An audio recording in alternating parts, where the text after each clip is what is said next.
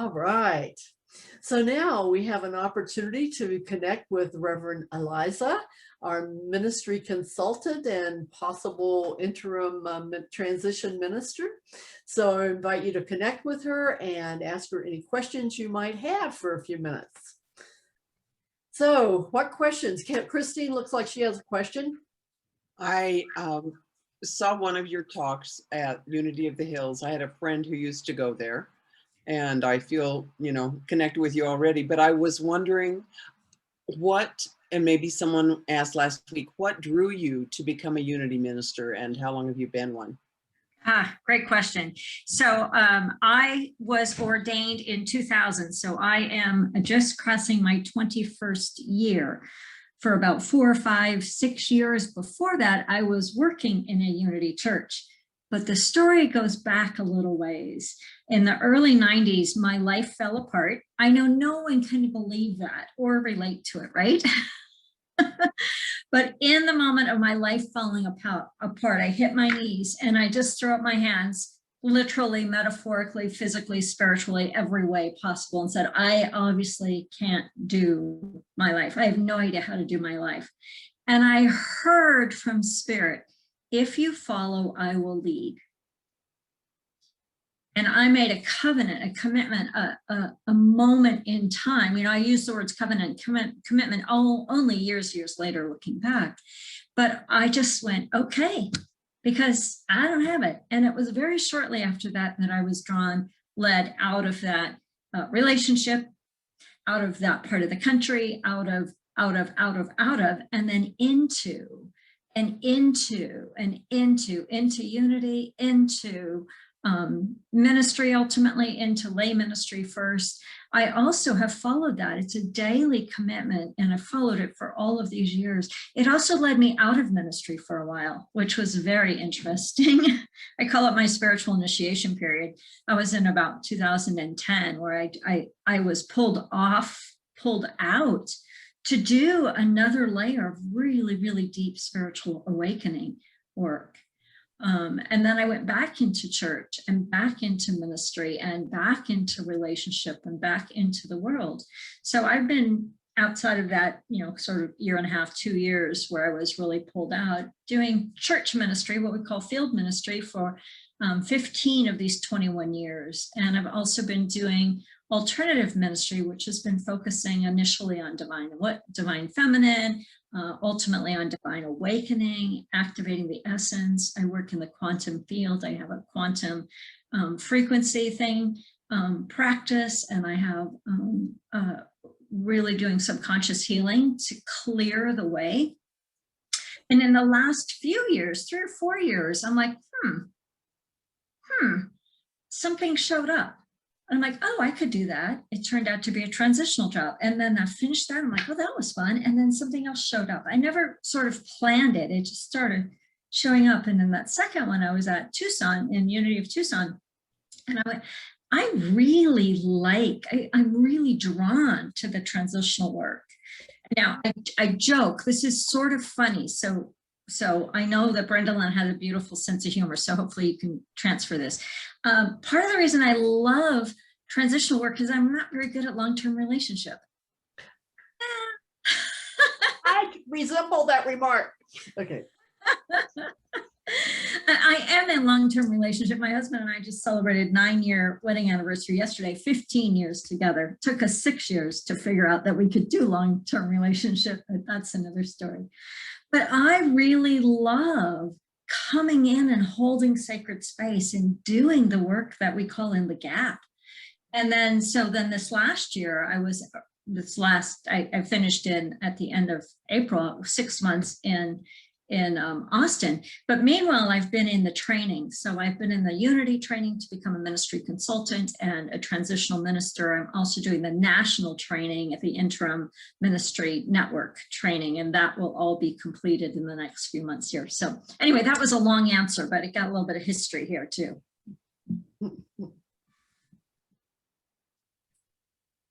So anybody wants to ask a question, just speak up. You don't have to be called on.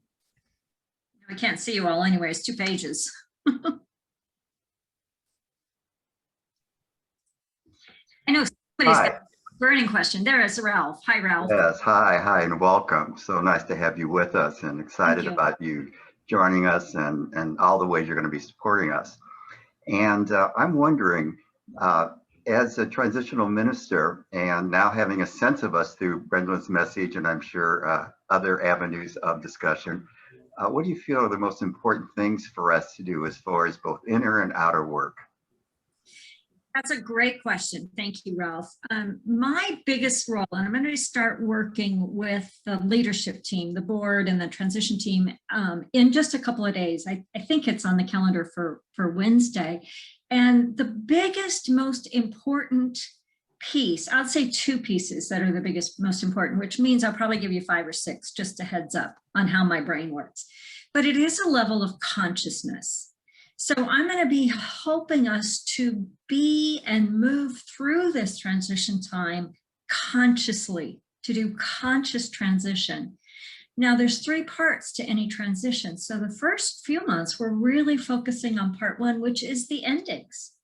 And the endings is to really create the consciousness, but also the field and the physical closure of Reverend Brendalin's 26 years. I mean, there's a lot that goes on there. And so to do that effectively and successfully takes a level of consciousness. So we'll be focusing on what that looks like. I'll be helping to shine a light of consciousness to things you as an organization, as a community could be looking for, typical things that come up. I'm not here to control any of this. I'm just here as a consultant to guide, to shine the light, to hold sacred space. Now, as September comes, assuming that you haven't yet hired a new, what we call now settled minister instead of permanent minister, senior minister still works, but between that time, there's a gap. So that's the second phase of transitions. We call it the gap. I call it the gap. And there's so much to be gleaned. There's gems to be gleaned. There's treasure to be discovered. There's so much richness if you take the time and space to hold that gap open for a moment. It's like taking a breath.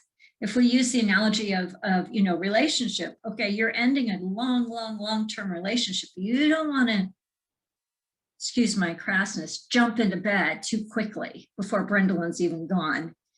I hope that's not offensive to anybody, but you want to, like, who are we? Like what is it we're becoming? Honoring all that is and preparing then for the third phase, which is beginnings. Now, I know you already have a search packet out there. What we're seeing right now in Unity is it takes sometimes, 4, 5, 6 months to get somebody, the right and perfect person interviewed and hired. So we've got this container that can be really up to 6 months time. So your work is to take a breath, to enjoy the ride, feel the feelings, to acknowledge what's going on, the whole gamut of it, and to prepare for the next evolution of Unity Santa Fe.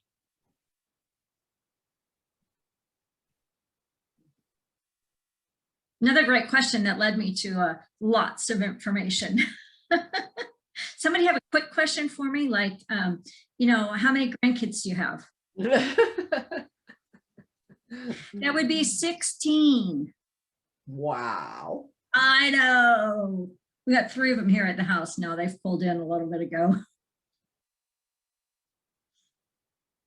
How many kids did you birth, Aliza? I birthed 2 kids. My daughter has 4 kids. Then I married Rob, he didn't birth them, but he was responsible for the birthing of 5 girls, and he raised a stepdaughter. So out of all of those, we have 16 grandkids. 5 are in their 20s, and then 11 of them are 13 and under. Cool. Yeah, it's great. And they're all over the country. So it's really fun. Yeah, Christine.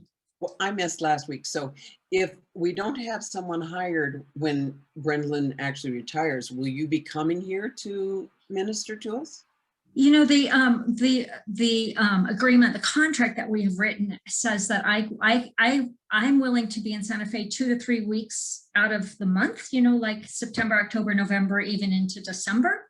And so I'd be sort of in and out, but they're much more than right now. And so that leads me to this. Everything that we're doing is creating stepping stones from where we are to where we want to be. I'm like a bridge, helping to build the bridge and then build the bridge, helping to design the bridge and then build the bridge. So I'm going to be there at the end of July for a weekend.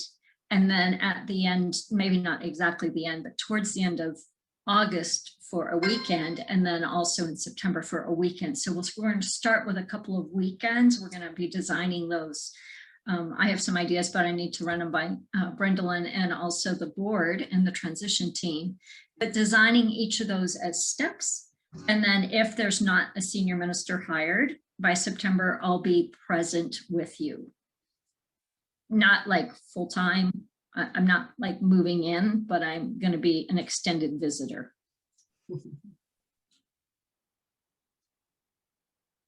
Another great question. I'm very excited about this possibility. I'm excited about getting to spend some time in Santa Fe. I'm excited, so excited for Brendolyn, and a part of what I'll be doing too is supporting her to the degree that she desires and wants, but just really like so much honor, you know, so much honor that it's so huge. I mean, it's like more than a quarter century. When you say it like that, it's like, whoa, it's like a lifetime. Right? Right. Yeah. Wow. I hadn't thought about that. Well, there you go, a little gem. I started ministry when I was 5, you know. Yes, so did I. Yeah.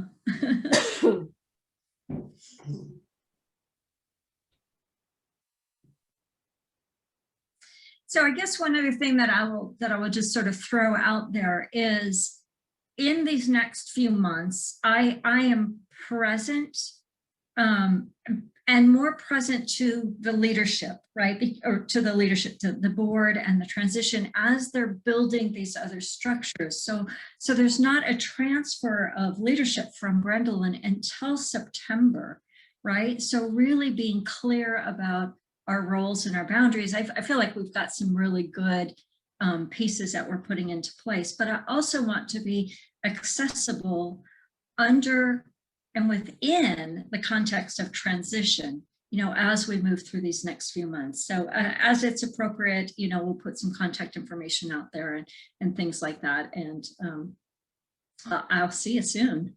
I mean, July's going to be here in a minute, right? It is unbelievable. I'm in double digits now. It's like 94 days. I'm just like, or 93 days or something like that. So Aliza, can you say a few words about our code of ethics and how important it is for me to sever pastoral relationships so that people, that when a new minister does come in, they are seen as a minister and people are not deferring to me or talking to me about anything they like. Well, you can tell me how much you like the new minister, but I don't want to hear anything about what you don't like. But can you say a few words about that? Yeah, because it's so vitally important to get this. So let me start by saying the success of a ministry in time of transition is dependent upon the success of the closure. So the ending, right, the next few months, the ending of Brendolyn's time here is critically important, how we navigate that. Now, at that time of ending, our code of ethics says that let me say it this way, that we as a minister, I'll speak for myself, right? If I've been here for 26 years or 2 years for that matter, and it's time for me to go, then it needs to be clean. It needs to be clean and complete. And the rationale for that, and it's very, very true because we've seen it work and we've seen it not work, So Brendolyn said that relationships are severed. That feels harsh to me. Oh, But good. Me too. are completed, right? I don't mean to No, that's great. you said really, but it's complete, because in that moment, Reverend Brendolyn will no longer be the senior minister of Unity Santa Fe. She moves on to her life and her personality and all that she's doing. So the cleanness has to be, well, it has to be clean in order for your next minister to come in to be successful. So it's kind of like, this is a little wonky, but if you can get your head around it, it's kind of like if you think marriage so there's a marriage here, and then one person goes away and a step parent comes in. It's a little wonky, so just bear with me. But the step parent comes in, to really raise the next, really be the authority. But then the other one is out here going, there's all this triangulation. And so we're really moving out of codependency. We're moving out of enmeshment. We're moving into an empowered state of being. Now, that's not to say that if Brendolyn runs into you in the store, she can't say hello. But she is asking, and we will ask, and our Unity movement asks, that you do not bring Unity Santa Fe to her, because we also have to free her, because otherwise the cords get messy, right? Or they don't have to, but if there's a clean closure, then over time, so our recommended is that the minister who leaves goes away from the ministry for at least a year. And that gives the time and space for the ministry and the new minister to build relationship, to be like, oh, this is our next evolution of beingness. After a year's time, depending on your new minister, we can say, hey, let's bring Brendolyn in and have a party. She's been here. Let's say hello and see how she's doing, that type of thing. But it doesn't mean that it's emotional cutoff, but it is church and spiritual leadership and business separation. Did that answer? Did I speak that pretty clear, Brendolyn? Yes, and thank you for completion rather than sever. Sometimes I don't think before I pick a word. Yeah, well, and it can feel like sever, but part of what we're going to do is create the container where it doesn't feel severed, where it does feel complete. Mm-hmm. Yeah.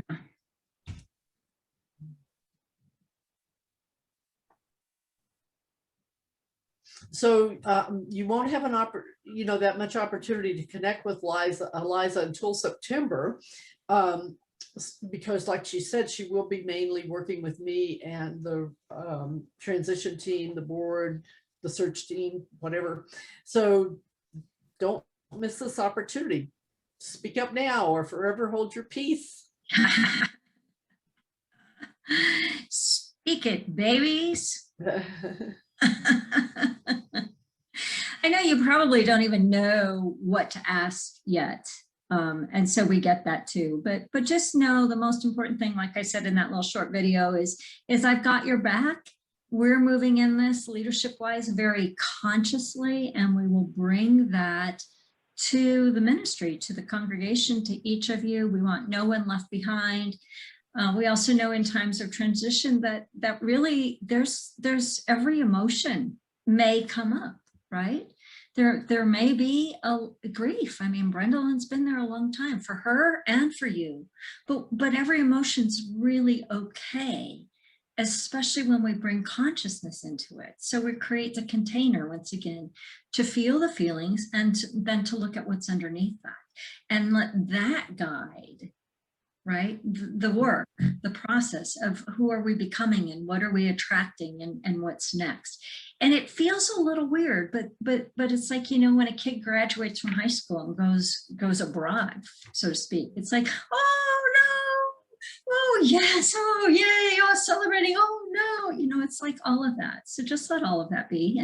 And if it's not, that's really okay too, but just opening that space and that's part of what I'll be bringing is an awareness of what's typical. And I'm not in any way, shape, or form implying that you guys are typical, but sometimes it helps give a context. Elisa, I'm imagining that probably you'd be open to maybe joining us for these kinds of Q&As, maybe every few weeks or so prior to September when the transition happens, or we're looking at that. So am I correct in that that would probably be something that would be okay? Yes, and I will be there for a weekend in July. And so we'll do a Saturday thing and we'll do Sunday and we'll have Q&A after Sunday. That'll be live in person. We can probably do some, I don't know how you're going to do your hybrid things, but the weekend in July and the weekend in August will be for congregation. And that'll be Without Brendolyn. space without Brendolyn. Okay, thank you. Yeah, you're welcome. All right, well, if you have any questions for me, you can feed them through either Reverend Brendolyn or Tom or Karen, because we'll be in close contact. So anything you want to know, anything you want me to address, you know, I'm an open book. I'm very accessible. And it's going to be really awesome. And I'm so excited for you, Brendolyn. I can't wait to see what's next for you. Thank you. Yeah. Well, thank you so much, Aliza.